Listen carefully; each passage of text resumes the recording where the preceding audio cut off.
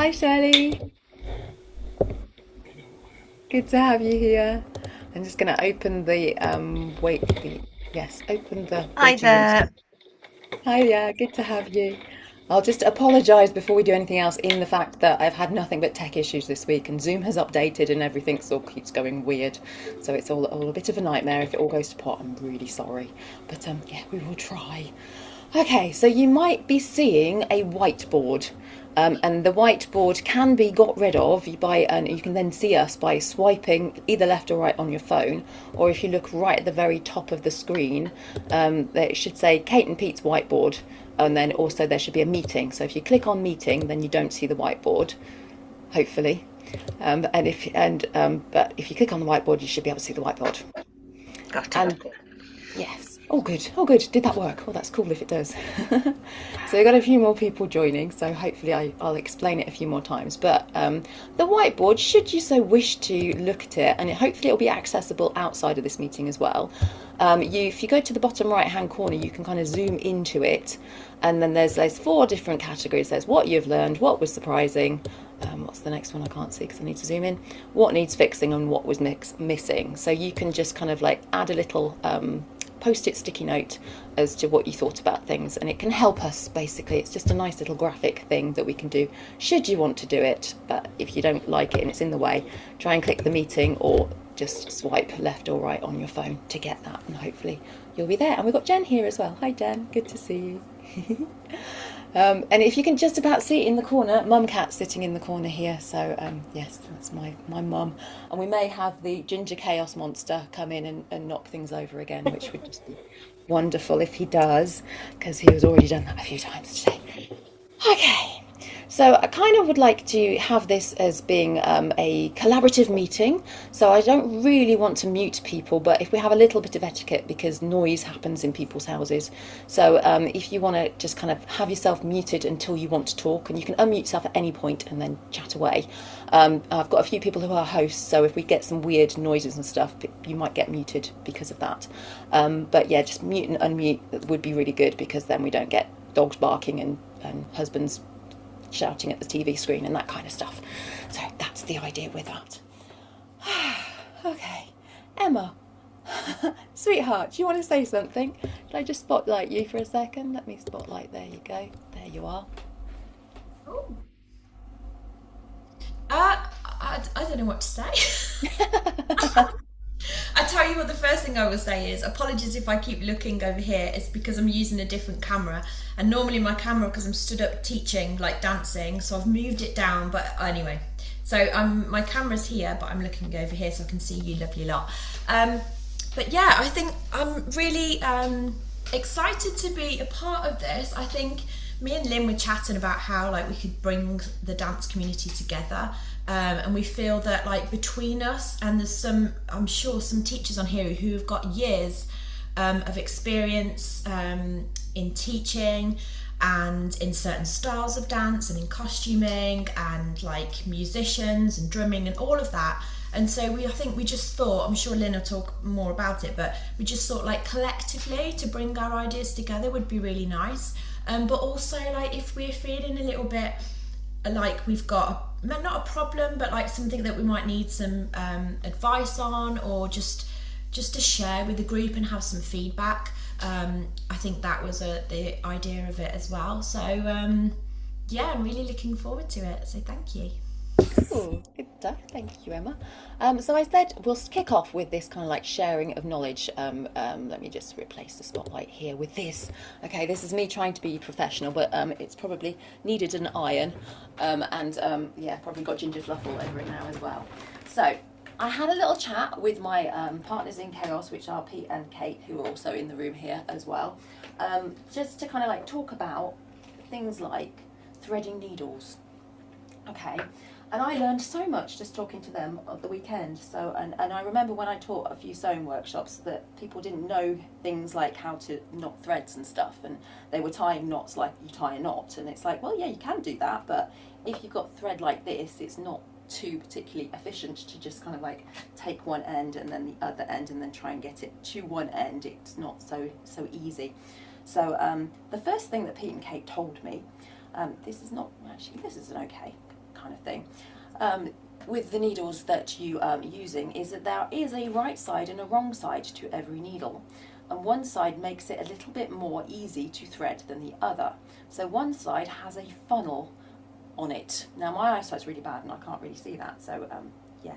But yeah, if you're trying to thread a needle and it won't go, just flip your needle over the other way, and you never know, it might actually make it a little bit easier. So I didn't know that, so I learned that at the weekend. So if you are threading a piece of thread that is like this, what you want is a nice, very, very sharp pair of scissors. So these are my thread scissors, and I never, ever, ever use anything but these for thread. Okay, I might occasionally kind of like do a little seam or something, but generally these are my thread needles. And if anybody uses them on paper, the reason for that is that it does blunt them. If you use them on other things, it does blunt them. So threading needles, you can go for quite a big eye. Now this is quite a big eye on this because my eyesight's quite bad, and just push through like so. That is the normal way of doing it. But if you've got a big kind of wispy bit on the end of that is never going to happen. So you do need to make sure you cut it so it's nice and flat across the top, and then that will make it easier to thread. And I did have the conversation because I remember being at school, and I always do this. I always like go stick the bit of thread in my mouth to wet it. And I was told off for doing that at school, I remember that. And it's just like, well, why? You're going to get cotton lung or something, I don't know. But it does actually help if you do wet it.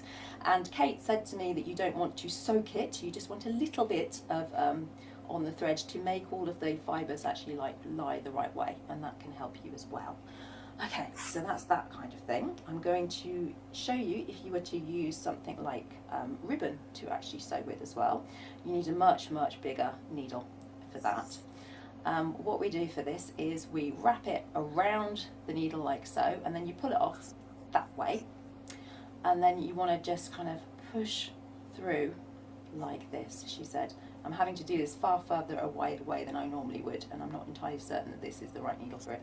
I know I'm going to use the massive eyed needle that I have, and then it will actually work. Okay, so this is actually a leather needle. So here we go. We're just pushing through and then pulling through like that, and then you can sew away with your ribbon if you want to there. And the same thing for things like thread, like this is embroidery thread. So it's making sure you have the right size eye of the needle, and always using that. And another thing is to always have sharp needles. They are disposable items. They do actually end up quite blunt. If you're sewing with a blunt needle, you can really damage your fabric, and that's when you get kind of pulls and things in your fabric too. So it's worth noting that. So this is me using embroidery thread now, and I just managed to mess that up entirely. But it's the same kind of principle. It's that wrap around like so, and then do that. Okay. Now, the one other thing I wanted to do, I'll show you the way that I do my knots, and then I'll hand it all over to you. And I know Pete and Kate have got kind of like other ideas that we can use as well. Let me get a smaller needle. So I just thread this one. So how do you tie a knot in a piece of thread? Lots of different ways. She says, if you can actually thread the needle.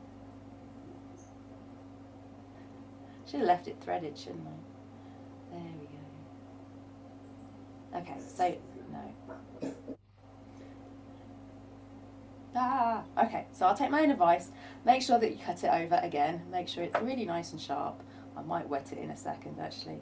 And thread the needle. There we go. Okay, so the way that I tie a knot in a piece of thread like this is to loop it together like that, just like that. And I just twist it between my fingers like so. And I go through here and I get a knot. And if it's not a big enough knot, if I put it through and it's not a big enough knot, I'll just do another one and put it through like that, and that's the way that I always do it. But I know other people do things like wrap it around the finger like this and then go like this, but I usually end up sticking into my finger, so that never works for me. But yeah, that's the way I do it. Okay, anybody want to add anything? I'll switch off on the I'll remove the spotlight, so if anybody wants to chip in, please do.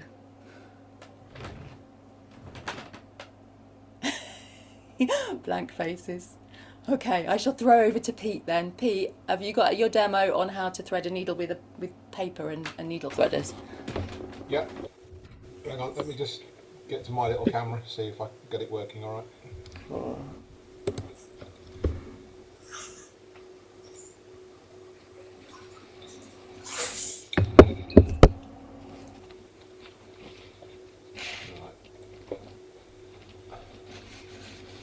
So before Kate shows you hers, the one I was we were talking about the other day is using paper to thread your needle, and you fold a point in your paper. You lay your thread into the point, so that the point is right at the edge of the paper. I'll do this right. Oh, and I dropped the thread. Good start.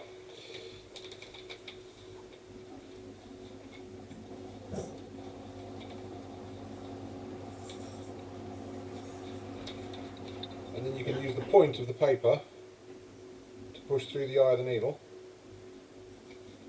And then you can either try and push the thread through,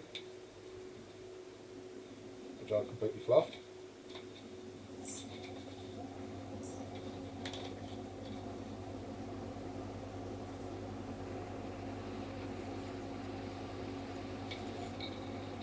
or you can just grab the point of the paper and tear it off, and hopefully the thread comes with it. Yay! I thought that was magic. I'd never seen that done before, and I thought that really works. So cool. And Thank if you, I can Pete. show you what Kate's got lined up. So yeah, Lynn asked me to demonstrate needle threaders, which is weird because I've never ever used them, but I was the one who had You them. have one. I have one, so I've got just a little threader. This one's just got a little hook on the end. Other ones have a piece of wire, a loop of wire, and you just put that through the eye of the needle, which is easier because it's solid. Lay your thread over it, getting caught in the hook, hold both sides of the thread, and then you pull the hook back.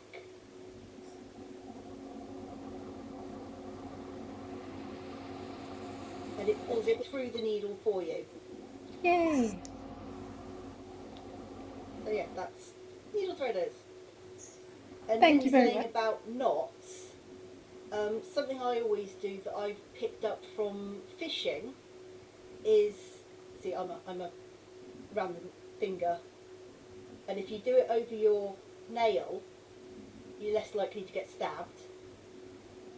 But I always do 2 passes or more, and it gives it a better locking knot.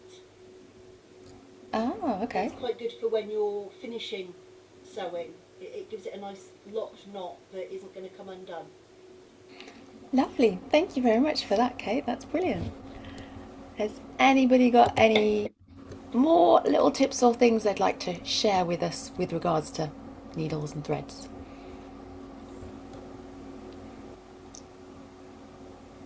Was everyone stretching or putting a hand up?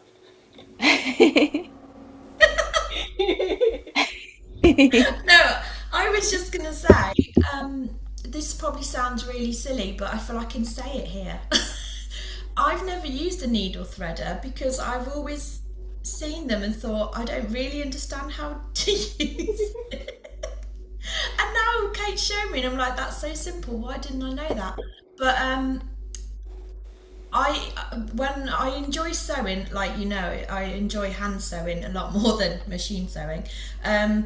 But I struggle when it becomes like evening and I haven't got natural light. So trying to thread that needle when I haven't got the best lighting is I really struggle. So I usually have to abandon it in the evening. But I think I'm going to get myself a needle threader. Yeah, Hurrah! they are quite handy. I mean, I never really used them because in my house growing up, I was the needle threader. Mum would just hand needles to me with thread, and I'd thread them for her. So The thing is, your eyesight starts to go, and when yeah, that happens, it's just, it's been, oh yeah, I really hate having to wear glasses, and I can never get it right. It's just really annoys me. But yeah, Has I can. anybody seen these? Are they the ones that thread themselves? Yeah, Oh, lovely.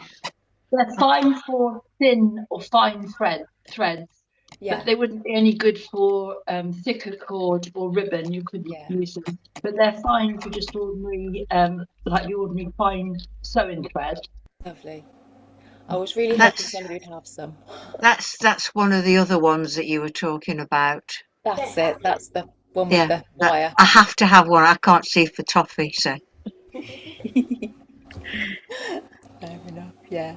So the needles that they kind of they're self-threading. You basically they have a little hole at the top, and you have to kind of pull the thread over the top of the needle, and it comes down and comes through. And I wish that I could find my packet of them because I do have them, and they're okay, but they do keep unthreading themselves when you stitch as well. Though that's what I found with them. But if you're having one of those days where your eyesight's really bad and you can't thread it and it's not working, they do help no end. But yeah, my packet went missing, so I couldn't show, I'm afraid. Getting a really good lamp for threading needles. Ever since I had to wear glasses, I have to use needle threaders. I used to be the one who thread any needles, but I've got everything like movable daylight lamps. I can change the settings on because I Ah, can't brilliant. light. The lights in my office normally, so if I switch my light on, it's Yeah. need it to see to thread. So Yes. if you can see that, this is what I used to thread my overlocker with. It's actually a beading threader. It's like a really long version of the needle threaders. It means I'm not trying to get my hands between four needles. If anyone ever does any overlocking work, they're brilliant. I can recommend those. Wonderful. Are they Thank you, Donna. dated? No. I have no idea where I got it from. Now I can't tell you that because it just Oh. I was like that. Oh, but I think they're for beading needles because they're really fine. Oh, And right, okay. Ah, okay, that's good to know. Yeah, never come across that actually. Yeah, brilliant. Thank you for that. Lovely. Yeah, if you do find out, pop it in the group on Facebook. That would be cool. Anybody want to add anything else? I actually bought a little machine once, it's a little plastic thing that if you put your needle in the top and then put your thread through and press the button, it's supposed to it doesn't work. That's what I found. It You wouldn't spend work. more time being frustrated at trying to thread the needle with this thing when trying to press buttons, so I wouldn't bother with that one. Yeah, I've got a couple of those, and yeah, we abandoned them. Yeah. And they don't work for beading needles at all, apparently, as well, which is just, yeah, great. One thing that I was going to say about, because I do posts about the costumes that I make, and I'm really bad. I always say Firewire, which was actually a way of connecting computers, and I always forget what it's actually called. It's called Wildfire. So, Mum, can you tell the spiel of it? No, she's going no, no, no, no. So this is Wildfire, and Mum buys it off her beading channel. Your jewellery maker, isn't it? Jewellery maker, and it's now started coming in lots of different colours, so you can get it in like reds and stuff as well. And this is really good for beading because it's not gonna because sometimes the beads can be a little bit sharp and they can break threads and things. What's the other one called? Fire line. Fire line. And that You can get different weights of strength. Yeah. £4 up to £16 strength for heavy beads. Yeah, so that's really good for the dangles and stuff. So yeah, so it's good to know about that. So that's fire line. So you can just use normal thread, but that's when things start to fall off a lot. So since I've started working with this, I don't get things falling off so much, which is really nice. So Squeeze the end in your pliers to get it flat to go through your needle. ah, yes, that's a good tip. Yes, squeeze with the pliers to flatten the end of this. I don't know if you've also, when you've been using that stuff, do you need to wax the thread at all? So with my beading thread, I tend to wax it before I use it, Ah, yes. make it flatter. I've got just a little square, I don't know where it is at the moment, a little square pot, you push it in and then just pull it through. And I find that helps quite a lot, especially going through the smaller beads as well. Right.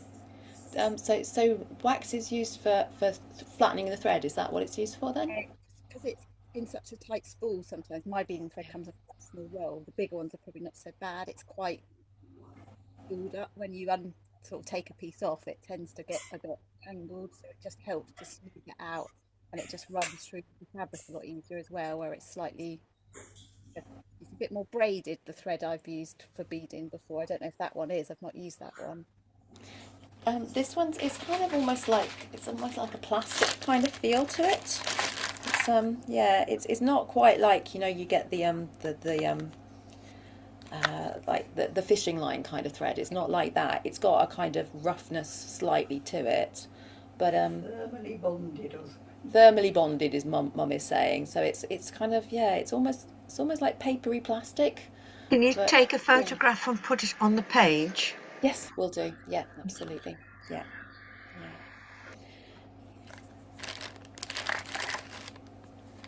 Does anybody have any pieces or anything they're working on they want to talk about at all? Could I just add something quickly because I was just Yeah. wanting to check the fire line you mentioned coming in different pounds. If you want it buy it cheaper, just buy fishing line. It's the same stuff, Really? Is it? only cheaper. Oh. Oh, I would mum's saying suggest it you do isn't. that. Is You it not? You can get.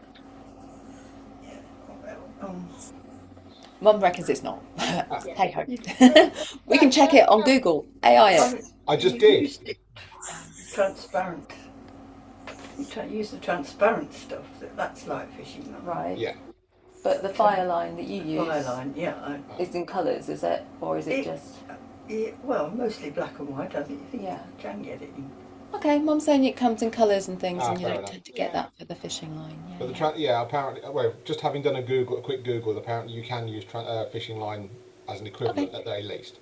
Yeah. All right, so I suppose that fishing line would come with pounds and weighted. Yes. Yeah. Yeah, that's how Yeah, in fishing the same line is kind of way. done. Yeah. Ah, okay.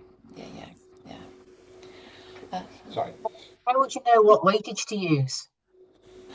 Um, the the kind of like the heavier beads that you use, or the kind of like the more kind of work it's going to have. I mean, if you the more weight that the line has, the wider it's going to be. So things like seed beads would probably not thread on very well to quite a high weight capacity line. So you'd need to get something thinner. So it's kind of like trying to kind of like go up with how big your beads are and how much vigor you're going to put into it when you're dancing, I think, really. If that makes sense, or how much weight it's going to hold in total in terms of the length. Yeah.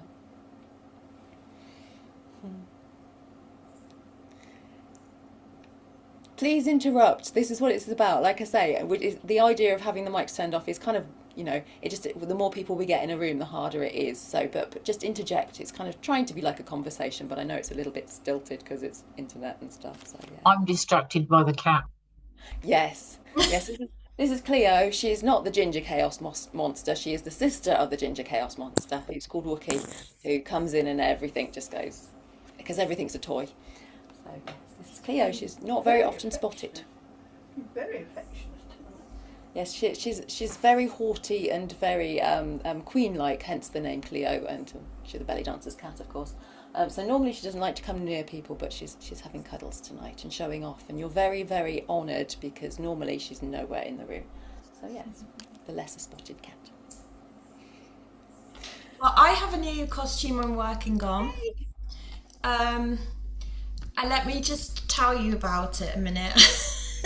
So I quite often buy pre-loved costumes because I've said before I don't perform enough to warrant buying new costumes, and I also think they are a lot of money for what they are. I understand all the time that's gone into like the beading and the sewing, but I just can't afford like several £100s for a costume.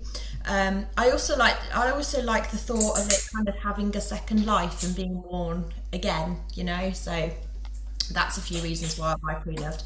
But I brought a bra and belt set. Ooh. I know, like a two-piece. So I can't. I've taken the strap off now, but let me show you. Luckily, it was like one where you can take the straps off, so I haven't had to cut them. But this is how stupidly short the halter neck strap was.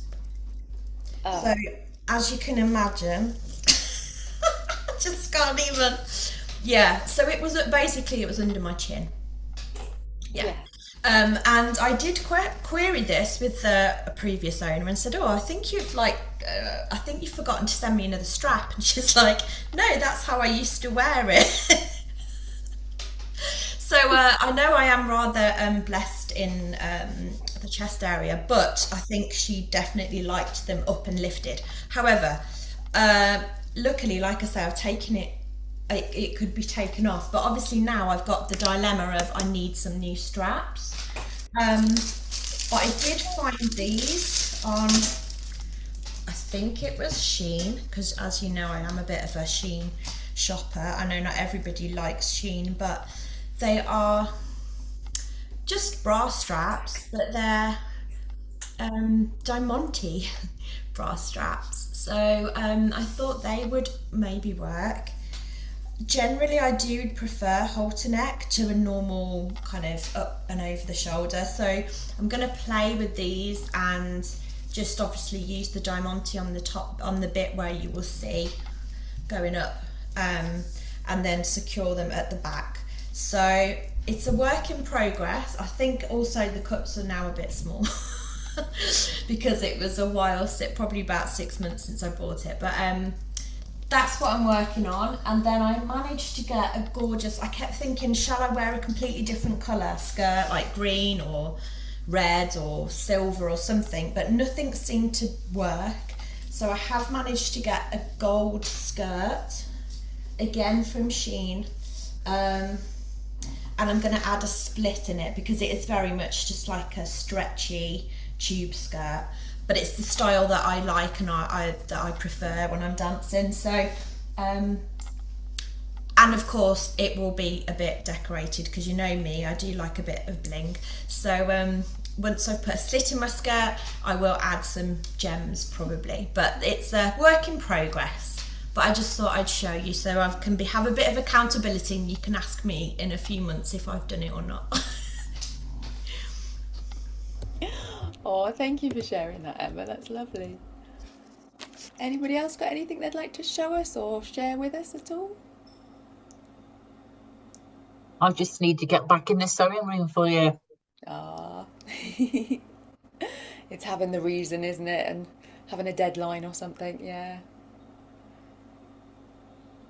And I think possibly an idea as well. Right. Yes. Yeah. Yeah. New choreography.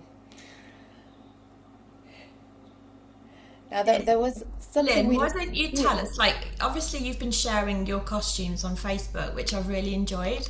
How do you come about a new costume? Like, do you think of a dance and a piece of music and then think, I want to create a costume to match that? Or do you like find a gorgeous piece of fabric and think, I need to make a costume out of this? How do you do it? It can go either way, absolutely. It can be one or the other. It's that kind of like the fabric can inspire me, and it's like, oh, now I need to go off on this direction and find this kind of type of music to work with it. Or I've got a piece of music in mind and I know what I want. So yeah, either way, really. Yeah.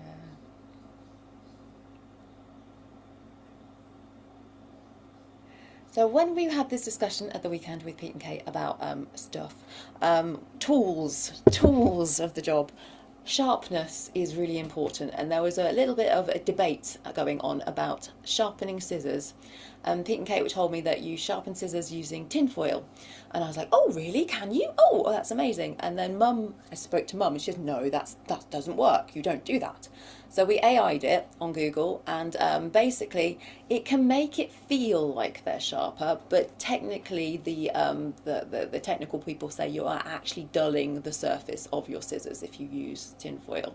So it can get rid of things like kind of like stickiness and that kind of stuff, and it can feel like they've gone a bit sharper, but you're actually wearing your tools down. So it's no substitute for a sharpener itself.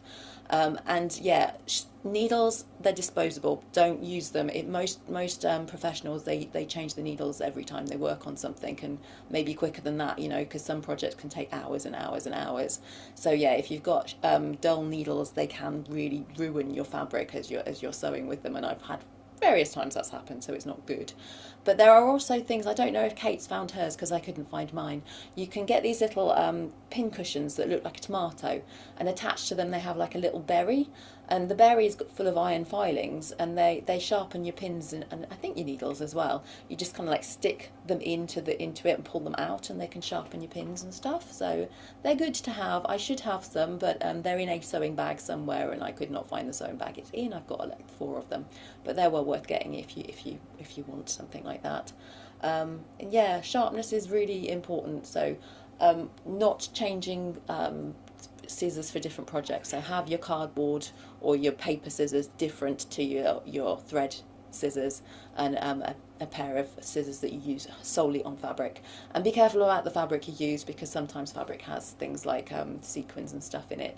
So you might want to use your craft scissors on the sequins rather than your nice scissors on that. So, and sharpen So everything can you really. sharpen scissors then? You can, yes, absolutely. You Is can there a use tool for that? yeah, you can get specific ones, and some of the scissors that you buy actually have their own kind of sharpener with it, and they kind of look like a little thing where you can poke them in. But just like a knife sharpener or a whetstone is good to use as well. So yeah, Pete was saying, Pete, do you want to say about the leather working thing? Yeah, for those of you who don't know, my thing is leatherworking rather than sewing. Well, I leave that to Kate. But yeah, most of what I do is self-taught. But one of the things I learned as I was going through it is when you used to have leatherworking apprenticeships, the first year was often just learning how to sharpen all the tools correctly, because it is that important that you keep your tools sharp. And we've got to a point, most tools now are basically disposable, so people have lost that knowledge and understanding why it's so important. Yeah, I mean, you used to have people come round to sharpen. Yeah, I still remember that. Yeah, sharpen knives and scissors for you. Yeah. They were mobile. So yeah, it really does make your life easier. I mean, it's really much more obvious when you work with leather. It's the difference between a sharp and a blunt tool is night and day. It makes your life so much easier. Yes, it's safer too, says Sarah in the chat. So yes, yeah, absolutely, yeah. It's one of those things. It's always like a myth, and it's the same with like musical instruments and stuff. They say, "Oh, this is a good beginner's instrument," and it's like, well, no, actually, if it's like a guitar or something, the strings are way too far off the neck, so it makes it really difficult to press down onto the frets, and it'll hurt your hands, and you'll end up with like repetitive strain injury. It's the same kind of thing. If you get the best tools to start with, you're going to get a better result than getting the cheap ones generally. I think the other side of that is because I found it with the leather stuff. If you buy a cheap set of tools, it can get you started. But when you buy a decent set of tools, you realise how much extra work you are having to do just to account for the cheaper tools. Yeah. And that can kill motivation. If you're not really engrossed in what you're doing, that can very easily kill your motivation or think you're not good enough. And there's the old line, is that poor craftsman blames the tools, and I get that. But we've also got to remember that a lot of the tools you get are cheap manufactured junk these days. And if you get into like machine sewing, machines can be really, really picky about the needles that they like. So it's making sure that you've got the right needles for your machine, and also the threads that they like. So if you're getting really cheap threads, then that can just make the machine foul up something chronic. So you need to get a fairly decent thread. I remember Mum had a Singer sewing machine, and it would only work with Gutermann thread, which was really, really expensive. So it's that kind of thing. It's kind of knowing that as well, because sometimes it's not you, it is the fact that your tools are not liking what you're actually working with. So yeah. Sewing machines, it's different fabrics, Yes. generic needles for all the fabrics. Yeah. At the hard way when trying to sew certain things. Absolutely. Yeah. I've got about 5 different sewing machines that I use on different fabrics depending what I'm sewing. From heavyweight ones, I get my old hand sewing machine out. Right. A couple of very ancient ones over there as well as new ones that I sew with. And it's changing those needles regularly as well because they go blunt quickly. Yeah, absolutely. Yeah. So yeah, that's when you get really, really into sewing, isn't it? When you get more than one machine. Fiction, honestly. Oh, But yeah, no, it is true. It is that sometimes certain machines just don't like certain fabrics and they just don't want to work with it. So it's those things that, and if you're not told this, you can think that it's you, and you think you're the problem. But actually, sometimes it's not that. Sometimes it is, of course, but most of the time it isn't. So yeah. One thing as well about machine sewing as well, and I don't think people kind of realise this, that sometimes you can get fabric that's really, really slippy. So using things that I don't like tissue paper because it kind of, people say use paper, but then you've got to kind of like pull it out, which can be a little bit hard to do. You can use things like stabilizers. Stabilizers can be very, very good, and they can just wash away. So there's all sorts of different types of stabilizers out there, ones that stay in the fabric and ones that can be actually washed away. And another thing, because I do flamenco, and we have a skirt called a bata de cola. So we use a really stiff fabric in that, which is called can. And it's like plastic. And when you sew with that, you either need a Teflon foot, or you need to just use a little bit of masking tape on the bottom of a normal foot. So if you've got a metal foot, just put a bit of masking tape on the bottom of it, and it just stops it slipping, and it just makes it so much easier. So it's these little things that can really make the difference. So it's stuff you could try. I mean, I could imagine that being really difficult on certain kinds of chiffon or organza or things as well. So maybe just try a little bit of masking tape. It might help you. I don't know if people, when sewing with sewing machines, use pins still. I've actually moved the little clips. Oh yeah. I can't stand sewing with pins, and I end up tending to rubbish. I put them in my mouth when I'm sewing. I will sit there and chew it, and I've moved to the tiny little. Yeah, the little clips that you can use now. A lot of people have actually moved over to them rather than using the pins. Yeah. There we go. Yeah. Nice little plastic ones, and they tend not to mark the fabric so much as well, don't they? Very fine silks or sort of satin fabrics at all. Yeah. Yeah, keeping pins in silk and satin can be very difficult, yeah. Useful tip for removing pins as you go along that I picked up from work. If you have like a piece of fleece or even an old sock wrapped around the arm of your sewing machine and just pegged or pinned in place, so that you can remove pegs and pins as you go, and then you just secure them in the sock that's on the arm of your machine. Oh, okay. And that way you're not trying to worry about where you've put your pin cushion or your tray of pins or where you're going to put all the pegs. They just come straight out, pop them on the arm as you go, and then that's just very quick. But we've got it on all of the sewing machines in our fashion department. Cool. So, yeah. Another thing I will say just quickly about needles, get a sharps box. It makes life so much easier if you have a real yellow sharps box to kind of make sure you remember to put all the bits in. Because the number of times you might sit on, you don't want to sit on them or any of the bits that have gone flying. Yeah, good point, good point.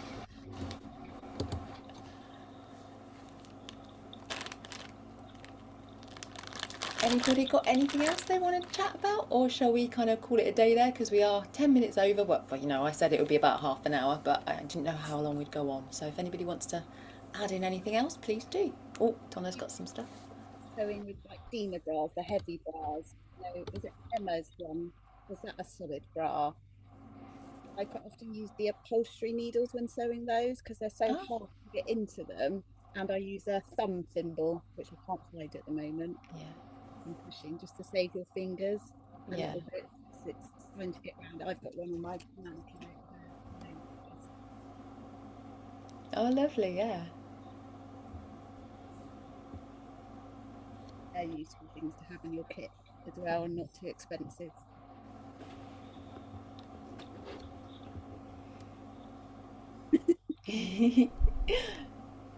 Do a lot of you who sew costumes or make costumes, do a lot of you have mannequins? Because I'm wondering, is it easier to literally place it on and pin it, or is it just something that is a bit of a luxury? I don't know. Because obviously Donna's got a lovely one and a costume behind her, but I've not got one. I've never used one. Maybe I'd like to know that too. I find it really useful for visualising. That's all pinned at the moment. curtain that Mira's made, all the pink stuff is pinned on it at the moment, and I find it useful for moving stuff around. And sometimes that will sit there for 6 months like that before I get round to sewing it, because I'm like, no, I don't like it, it's not right. Then I'll find something else to do it. So that point of view, I do find it useful, and I find it useful for the length of the skirt and adding embellishments to be able to see it, because I can't always hold it. And that's not expensive. That's just a polystyrene cheap one from eBay. I've got a fully adjustable one that's like 28 years old, tucked away in the corner, but she's a bit fragile now. But you can adjust them by putting underwear on them that's your size as well, I find. So pad a bra out that's your natural cup size, and then put your costume over it. You don't have to get a fully adjustable one. Just get a polystyrene one and then pad it wherever you want for your extras. I need extra on the boobs to get mine right. So I find them really useful. Yeah, I've had one since my mum and dad bought my first one when I was 18, which was quite a few years ago now. Yeah, I find very much the same thing. It's really good for visualising and seeing how something will work on an actual human body rather than flat. Yeah. And yeah, like you said, padding it out using your own sized clothing and stuff is really useful. Especially for those of us who aren't Yes, the same size. Yes, exactly. Do you want to talk about duct tape dummies? Because that could be a much cheaper option. Because Yeah, we did. yeah, that is something you can do if you want one that is literally your size. Is help, get help from a friend, but you sort of, you can either do it over an old T-shirt that you're willing to sacrifice, or you can do it by wrapping yourself in cling film, followed by wrapping yourself in duct tape, and then you just sort of cut it up the spine to take it off, re-stick it, pad it out, and you've got a mannequin that is literally your body. Yeah, we did this, didn't we, with Pete? We did a post on Facebook, so I shall find the stuff and I'll do a post again and pop it in the group so you can see that. So how you can make it literally your own size, but you can also use it as to make patterns pieces from you as well. So you don't have to stuff it. So you can stuff it with something like what did we use? Bubble wrap. So then you've got it kind of like as your own size, but you don't have to do that. What you can do is you can just kind of like cut it into like pattern pieces, so you can get it exactly the right size as well. So it's there's loads of videos on YouTube about it, and it's just that's the cheapest way really. But yeah, I mean, I have got a dummy, but it stays in the loft generally, and I very rarely use it really. It's just if I'm doing something for somebody else, I'll use it because it's helpful then. But for myself, I don't tend to. So yeah. Yeah, I mean, one of the things with duct tape dummies is you can draw on them to make your patterns. And one of the tips that I was given from an armour maker actually was you draw on them in eyeliner pencil because you can rub it off until you get it right, and then you go over it with a permanent marker. So, and then you know what your shapes are going to be. And obviously then you can cut it up to create a basic idea of a pattern. You still have to add seam allowances and things like that, but it gives you something that is the right shape. Yeah, yeah, it's very good. Yeah, I I mean, think yeah. Sorry.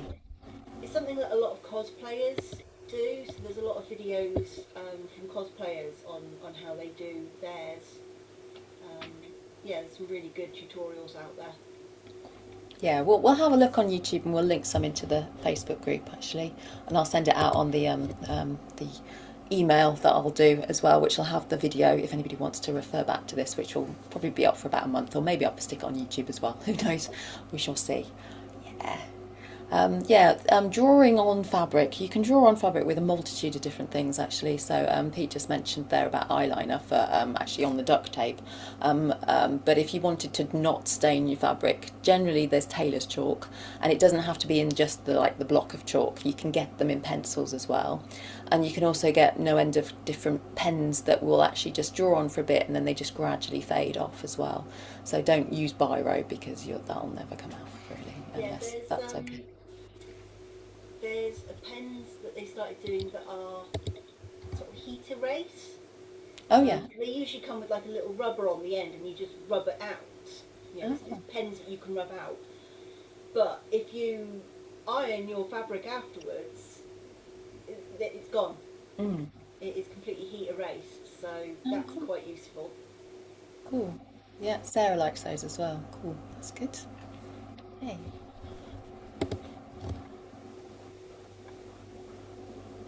So hopefully you enjoyed our little chat and our little session there. And if anyone's just suddenly thought of something, please just kind of like wave your hand and I'll spotlight you and we can talk about it. So I'm always happy to do that. I know what conversations are like. I'll suddenly think, oh, I should have said that like 5 minutes later and stuff. But yeah, it's just, this is kind of the idea of what I'd like to do with this and have this as a monthly meeting where we just have a subject and we just talk about stuff because you just don't know what you don't know. And unless you talk to people, unless you've got that kind of network in a group, you can kind of like be doing the same old thing for ages or give up because it's too hard. And there's actually an easier option you never knew about. So yeah, that's what I'd like to do with this. So anybody got any closing comments for us? Emma, would you like to say something at all? I'm not being rude, but I am sat here sewing. Yay! No, Well, that's I'm not not rude. sewing, that's a lie. I'm sat here unpicking the stupidly short thing because I thought, I could use that bit of material on my new bra straps. So look, I am being inspired by all this talk. So Yay! and Good. also I have learned quite a few things tonight. So it is really useful and I think it's really great that we can share it in a safe space where you don't feel silly for saying, oh, I don't know what a needle threader is and stuff like that. And we also, like you say, we all have our own different ways of doing things, but what one person just thinks is like everyone must know, that's how you tie a knot, maybe they don't know. So I think it's a really good thing that you've started this. So yeah, looking forward to the next one already. Oh, unpickers. You just made me think of unpickers. What are you using to unpick, sweetie? Oh, You got what? snips there. Yeah, I'm Yeah? using these just because it's really tightly kind of, it's not very neat Yeah, anyway. it's not And I wrong to just use those. is there any benefit, like difference between using this and a proper little unpicker thing? I don't know. No, no, it's kind of, it depends on you. Sometimes I use my little embroidery needles to do that, to unpick. But let me see if I can find it. So everyone's got different names for them as well. They can be, I call them a stitch ripper. That's what I always called them. But I know people call them quick unpicks. So and they come in different kind of ones. So I have this one here, which is basically you do that, you turn it over like that, and you've got, yeah, this is the standard one. You can get ones with much bigger handles and stuff. And well, no, not really. I mean, they have like a little pin thing underneath and go through, and if I can't find one of these I might use a pin or a needle and stuff, and you know, it's not wrong, but this does have a cutting edge to it there, and you're just less likely really to cause damage to your fabric and everything else. It's just a more precision kind of tool, but sometimes what you're doing actually requires something a little bit more heavy duty anyway, and yeah, if you're careful you can kind of use anything. Oh, and this as well. Pete gave me this. This is for leather workers. So this is kind of like the leather version of a thimble. And since I've been working with leather, I tend to use that. I never used to wear thimbles because I have quite long nails on this hand, at least anyway. So yes, thimbles can be good. Generally, I just because this hand I play guitar, I've got calluses, so I just tend to stick my fingers instead. So you know, we all have different ways. One thing to add on the stitch ripper, the one you just showed, Yeah. the way you explained it being used Oh. is the way everyone I've ever heard of is learned to use them, but it's actually upside down. The little ball is supposed to go under into your fabric because it doesn't damage the fabric and the point stays on top. Wow. You have blown my mind. I can see But Donna's nodding, so Don. everybody I've ever met has used them the way you've just described them. Yeah. But the whole point of the ball is so it doesn't damage the fabric when you poke it under the stitching. Wow. Yeah. See, this is why we need to have these meetings, because we don't know. It I'm going to is replace my spotlight. This is the Ginger Chaos Monster. causing chaos. Yes. Ooh, what's this, Mummy? This is interesting. Just going back to the thread ripper, it is quite useful if you've got like a long seam that you have to do because you've messed it up. Not that I have much experience. But if you use it the ball side down and you've got enough tension between two pieces of fabric, you can just do it in one go. Ah, nice. Yes. It's lovely when you can do that. You can do that with paper as well. You can get the scissors just at the right sweet spot, isn't Yeah. it? Cool. Can Cool. I just say everybody's talking about sewing, but no one's mentioned gluing yet. Hot Oh, fix glue and oh bead yeah. jewels and things. Does anybody ever do that? I've always fancied to go because it seems a quicker way of Mm. covering a piece of fabric very quickly with gluing jewels on without actually sewing every piece individually. Has anybody done that? I have, Shirley. Um, my one of my costumes I bought, and I loved it, but it and the material is beautiful and metallic, but there wasn't much on it, like embellishment wise. Um, but it had like loads of spots. I'll upload a picture later. So I decided to glue loads of little diamante kind of flatbacks on, and I'd never tried it before, and actually it's been really successful. Oh, Um, good. I've probably worn it 4 times since I've stuck them on, and I haven't noticed that even one has come off. Oh, Um, good. I'll share the glue that I used as well, because there was another glue that I used a while back to put some diamantes on the top, and that was terrible. It was really tacky and it wasn't very easy to use. But the one that I've used most recent has been really good. So from only like limited experience, but it has been successful for me. Thank you. So, yeah, the one that most burlesque artists use, the glue that they tend to use is called gem gem fix. Oh no, I've forgotten the name of it. I knew it 2 seconds ago. There we go. There's my brain for you. I have done hot fix, gem tack. That's the name. I was getting confused with hot fix. So it's gem tack that most burlesque artists tend to use. I brought some and I never did it because I'm kind of like I sew things. I just never got around to doing it. I did buy myself a soldering iron and the whole hot fix stuff, and I did it and I loved it, and then I washed it and then it all came off. All It's right. just like so, yeah, yeah. It doesn't last very long. That's the only trouble I found with the hot Right. fix stuff. So, but it could have been that I just used cheap stuff from eBay from China, and if I used a different kind, it may have worked better. So, yeah. Right. Wand Thank you. is the gem up on the wand before you place it down on the fabric. If you place it and hold it on your fabric, it's not, and the glue isn't hot enough to actually adhere to the fabric. Ah, okay. I'm sure quite a lot of people think you need to put your gem down and then place your hot fix wand on it. But when you're doing them individually like that, they tend to have not got the glue hot enough. You think it's adhered, but it's not fully into the fabric. Right. I've got a heat press. I do a lot of vinyl t-shirts and things, so I quite often use that because it gets the temperature up and long enough and pressure. But I use glue as well. So these are all they're all glued on in between these ones. Yeah. Oh, okay. This belt's is about 5 years old now, 6 years old, and they've all held being glued. And I use E600. Oh, yes. Yeah. You need to use ventilated areas, all I shall say. Yeah, E600 is a really good one, and I know that people who make like the stormtroopers and things, um, for like cosplay for Star Wars, they use E600 as well. So it's useful for all manner of different fabrics. My history.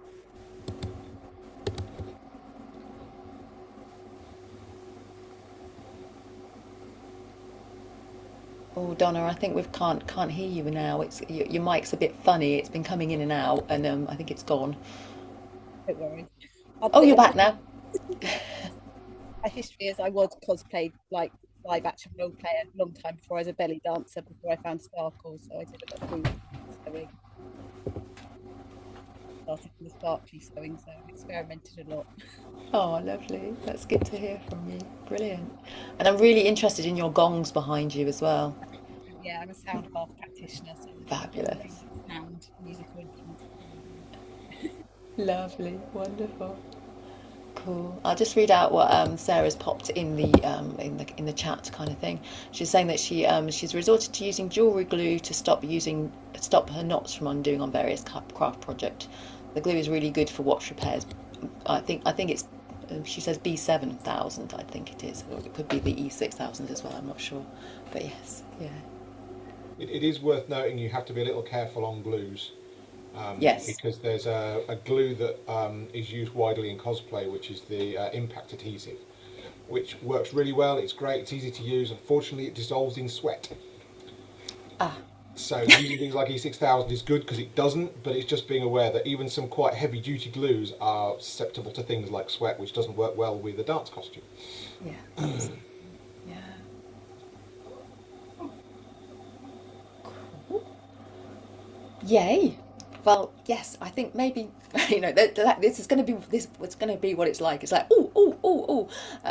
yeah, I think maybe we shall wrap it up now because we're coming up to the hour. So yay, we managed an hour, which is amazing for our very first one. So thank you so much for your time and your energy.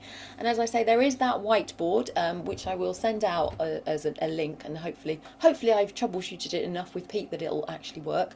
So you could use that if you wanted to. If it's just far too much hassle, just send me an email or just pop some feedback in the Facebook group, and we'll listen to you. So anything you think we can do better, anything that we didn't cover, anything you want to look at as a different subject next time, please let us know. Emma, did you have an idea for a subject for next time that you maybe wanted to go to?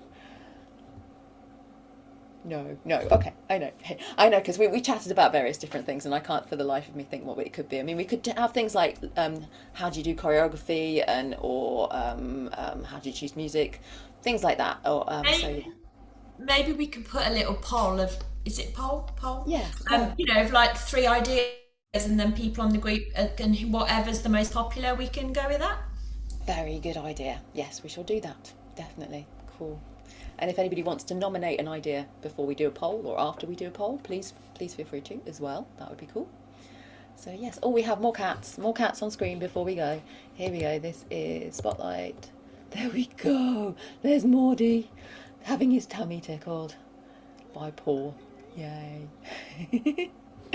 Oh no, thank you for coming, Donna. It's been lovely to have you. It really has been really nice to meet you and see you on screen and stuff. So yes, so hopefully you'll come next month, first Tuesday of the month. And yeah, if you miss it, I can send you the video instead as well. So yeah, thank you very much, everybody. Thank you, Lynn. Thank you, Emma. Bye. Thank you, Take care, everyone. Shirley.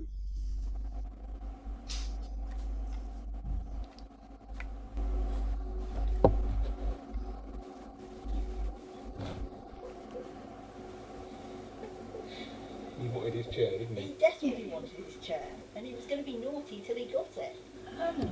Yeah, Hannah's still here. I'm going to stop the recording now. There we go.